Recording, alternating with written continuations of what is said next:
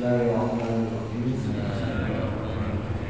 Qala Rasulullah sallallahu alaihi wasallam, "Idza sa'altumullah ta'ala fas'aluhu bi butuni aqfikum wa la tas'aluhu bi buturiha." Bismillahirrahmanirrahim. Bersabda Nabi sallallahu alaihi wasallam, "Idza sa'altumullah ta'ala," apabila kalian memohon kepada Allah Ta'ala, fas'aluhu bi aqfikum, maka minta kepada Allah dengan kedua telapak tangan kalian, wala tas'aluhu bi buturiha, dan janganlah kalian meminta kepadanya dengan punggung telapak tangan. Artinya dalam hadis Nabi yang tadi, apabila kita berdoa minta kepada Allah, maka kita punya tangan harusnya begini, ya, begini. Jadi telapak tangan yang ada di atas, jangan begini. Harusnya, maka ini menunjukkan akan daripada adab. Ya, ketika seorang hamba meminta kepada Tuhan yang di Allah SWT, dan memang mencontohkan oleh Nabi ketika beliau berdoa pas begini. Maka di dalam berdoa kita mengangkat kedua tangan kita, ya. Dalam pendapat Imam Ghazali itu sejajar dengan puncak. Kalau seperti normal, kalau dalam tangan ini, nah, kemudian jangan begini. Kalau begini itu, ya puncak. Masalah itu kalau kita lihat begini, nah, harusnya begini, karena kita lagi membutuhkan, ya, membutuhkan apa yang kita minta segera dikabulkan oleh Allah. Ini menunjukkan bahwa kita butuh. Jangan juga kalau dilakukan begini, kurang bagus juga, maaf. Ya, seharusnya kalau begini di tengah kanan boleh. Ketika Nabi dalam keadaan orang nggak ada, doa sampai jatuh pintunya sholat. Ya, artinya itu dalam situasi yang memang kalau enggak, tapi kalau kita di masjid ruang-ruang seperti itu, ya. Kemudian bukan hanya membuka telapak tangan, tetapi setelah berdoa mengusap karena daripada muka kita, karena sini turun rahmat Allah Subhanahu wa Ta'ala, ya. Jangan dibuang. Memang kalau di dalam doa tunduk, baikkan dan ini kita langsung, ya. Itu tata cara kita berdoa, nah, sesuai dengan syariat yang tadi ada. Kalau begini sifat doa yang menolak. Ada doa menolak, bukan balak. Iya, Allah balak ini boleh.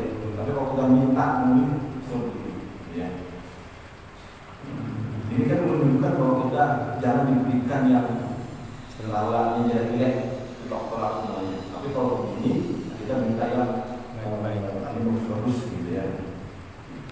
Ini di dalam berdoa juga kita harus mengedepankan adab, ya. Sebagaimana kita meminta kepada orang, saya minta Pak, minta ini. Nah, harusnya gimana adabnya? Biar orang tersebut memberikan sesuatu kepada kita yang sudah ada. Jadi kita angkat kedua telapak tangan, kemudian buka telapak tangan.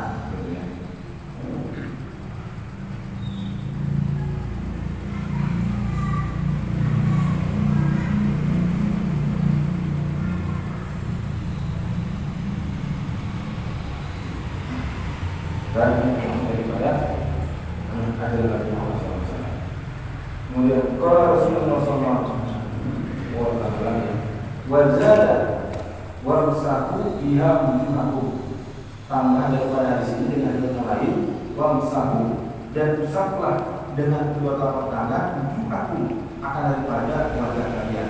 Ya, kami juga tetap yang kami usap ke muka kita.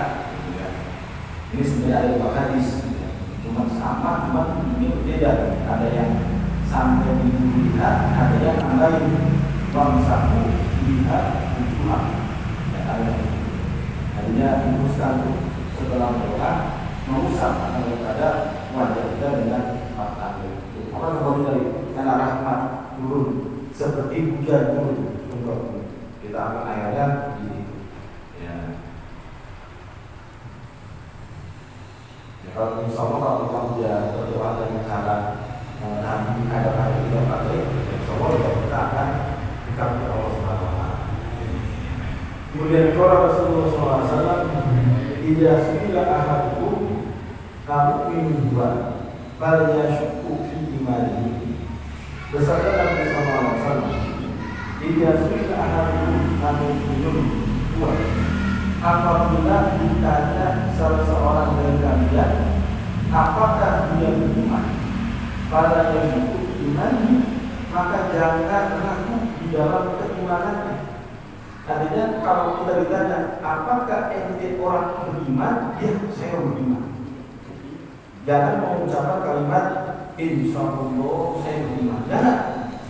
Karena kalau kita ditanya tentang masalah beriman, belum boleh ada keraguan. Harus yakin bahwa kita memang benar beriman kepada Allah. Kalau kita jawabnya insyaallah saya beriman, nah kemungkinan kalau itu kehendak Allah, bisa Allah balik hati orang tersebut yang tadi beriman juga tidak beriman. Tapi kalau kita ditanya apakah kamu beriman? Ya, saya beriman. Karena keyakinan, ya, tidak ada di situ namanya keraguan. Bahkan kalau di situ ada keraguan, ada yang mengatakan kufur, bisa menjadi orang kafir. Kenapa? Karena dia ragu, apa saya beriman atau tidak? Tuh, ya. Ini kalau dalam keadaan aman semasa. Kenapa? Karena ada situasi yang dimana keimanan kita ini harus kita sembunyikan. Seperti dalam keadaan kita ditipu oleh musuh, melawan kafir. Itu Islam kan? Nanti di sini ada namanya konsep takinya, menyembunyikan keimanan kita. Itu boleh dengan alasan apa? Menyelamatkan nyawa, menyelamatkan harta benda kita atau menyelamatkan orang lain. Kalau kita bisa menyembunyikan iman. Tapi kalau dalam keadaan aman, normal, tidak ada perusuhan, kemudian ditanya, itu orang Islam bukan, orang beriman bukan? Ya, siapa Islam? Ya, saya beriman. Itu harus dengan keyakinan, tidak ada namanya keraguan sedikit pun. Tidak ada keraguan. Seseorang beriman, jika ditanya apa beriman, maka dia menjadi kufur, la pahala. Mau tidak mau, dia akan menjadi orang kufur jadi nanti. Jadi seakan dia tidak ada, tidak percaya kepada Allah Subhanahu Wa Taala. Atau daripada keyakinan kita, nah, mengatakan dia saya orang beriman, apa saja perintah baru berarti, jadinya untuk mencari keberkahan dan adab. Jadi tidak boleh di dalam diri kita yang namanya keraguan kalau di dalam masalah keimanan. Berbeda kalau kita ditanya, ente mau mana nih perginya? Insya Allah mau ke rumah sebulan mingguan. Karena kita tidak tahu apakah kita besok bisa ke rumah pulau mingguan dengan lancar atau ada usaha lain. Karena kita kan kembali kepada Allah Subhanahu Wa Taala. Tapi kalau soal keimanan, nah ini harus menjadi keyakinan, ya, tidak boleh ada yang namanya setengah-setengah, gitu ya. Kalau ditanya puasa kan, kalau ditanya puasa, kamu puasa enggak? Jawabnya? Iya. Kalau puasa, udah ada puasa enggak? Jawabannya puasa. Kalau insya Allah, artinya semuanya udah suka. Bisa puasa. ada artinya nggak sombong gitu. Selain daripada masalah nggak tentang sombong. mana kita pada Allah dan Muhammad, nggak apa-apa dengan saya. Misalnya saya puasa, nah, artinya dari proses kuat puasa dari sekarang sampai buka. Gitu. Nah, artinya, tapi kalau dalam keimanan nggak boleh. Ya, kita menjawab dengan kalimat semua saya terima. Ya. Harus ya saya terima. Ikhlas itu harus sama sekali tidak ada yang keraton sedikit pun iman kepada Allah Subhanahu Wa Taala. Itu dari dalam keadaan desak seperti itu ya, kita terpuk atau tidak ada yang busuk, tiba-tiba ditanya orang satu-satu. Kita dapat kabar bahwa orang yang beriman akan dibunuh. Ya udah, kenapa kita membunyikan iman kita? Itu namanya ada konsep takdir. Ya, memang itu dalam keadaan darurat. Kalau dalam keadaan tidak darurat, tidak boleh. Ya, dalam keadaan itu boleh dari untuk menyalakan nyawa kita, harta kita, atau itu daripada nyawa orang lain. Itu. Karena ada dalam satu riwayat, sahabat dia satu keluarga beriman. Bapaknya ketika itu dihukum satu rumah, ditanya dia beriman, menurut beriman kepada Tuhan Muhammad. Bapaknya mengatakan dia saya beriman, langsung dihukum. Hingga anaknya, dia benar kan? Dijawab tidak beriman. Akhirnya itu dia selamat kabur. Sudah lama langsung menunjukkan dengan apa? Diceritain. Nah daripada peristiwanya bahwa saya punya diri, tapi saya menyembunyikan iman saya. Bagaimana ya Rasulullah? Kata Rasulullah dia telah.